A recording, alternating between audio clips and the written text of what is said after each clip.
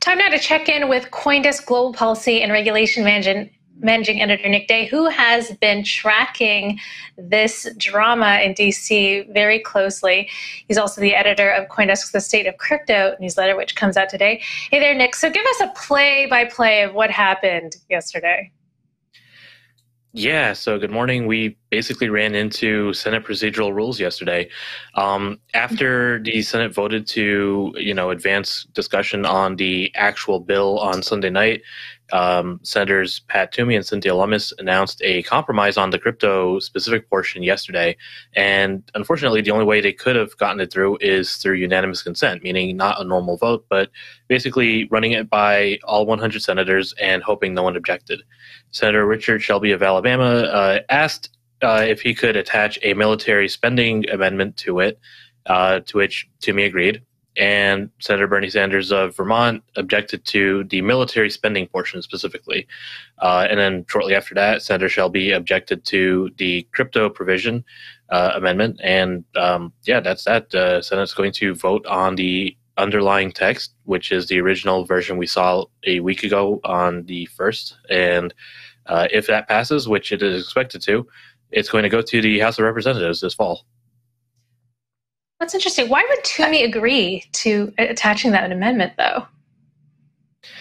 So speculating, the way Senator Shelby brought it up, it was, the word he used was, reserving my right to object, I think, something along those lines.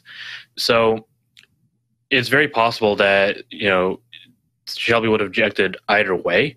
But at least this way, he got an opportunity to try and, attach his own thing in and, maybe get something through.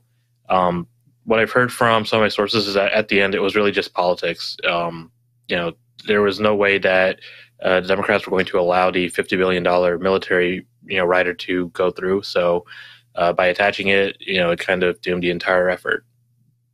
So it sounds like nobody in at least on the Republican side had their guys together and said, look, we're going to go through with this and let it happen. It sounds like it was just sort of like an ad hoc. All right, well, let's see what happens and, throw caution to the wind. And they let Shelby object to it without keeping everybody in line. And likewise with the Democrats, people didn't say to Sanders, okay, can you just pipe down for a second while we deal with Shelby? Is that my understanding? Like, this basically wasn't from leadership, but it was sort of like from a few senators who had an interest in getting it done, and it seemed to blow up in their faces, correct? Yeah, I mean, what's really interesting is yesterday the Treasury Department actually put out a statement giving cover to Democrats and saying, we're cool with this compromise. We have no problems with it. We think it's a good, good amendment. So Democrats had, the cover they needed to not object.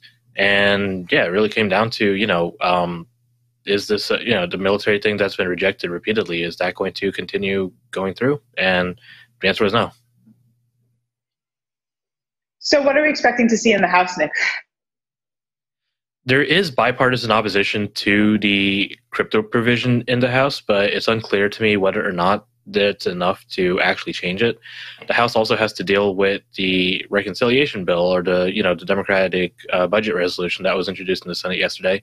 There's a couple of House progressives who have said they would refuse to vote on the actual bipartisan bill unless the budget resolution is also passed. So there's going to be quite a lot of work over the next couple of weeks, and we'll probably have a better sense of what things look like as September begins. But at least for the moment, it's going to be pretty, I don't want to say opaque, but there's going to be a lot of behind the scenes work, I imagine.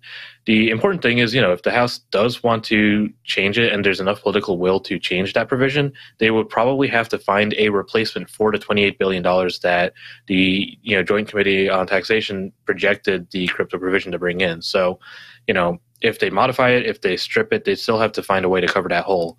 And that might be the big sticking point.